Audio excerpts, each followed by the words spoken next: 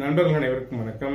நண்பர்களாக இருந்தாலும் சரி, வாழ்க்கை துணையாக இருந்தாலும் சரி, லைஃப்ல நெடுங்காலம் கூட பயணம் செய்யறவங்களுடைய பொருத்தம் எப்படி இருக்கு அப்படின்னா, ஒருத்தரோட லக்னம் அப்படிங்கிறது இன்னொருத்தருடைய லக்னத்தை தொடணும். 159 இல்லை ஏக லக்னமா இருக்கணும், லக்ன புள்ளி தொடணும்.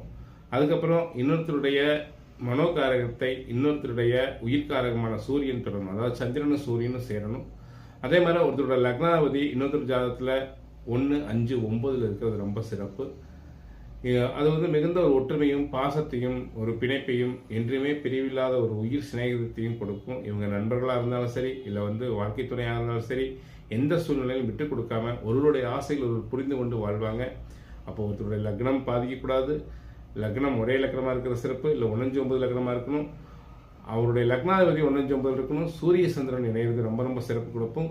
அதே சுக்கிரன் செவ்வாய் கனெக்ட் ஆனால் ஒரு ஆண் பெண்ணாக இருந்தால் நல்ல தாம்பத்தியம் வாழ்க்கை துணை அப்படிங்கிறது சிறப்பாக இருக்கும்.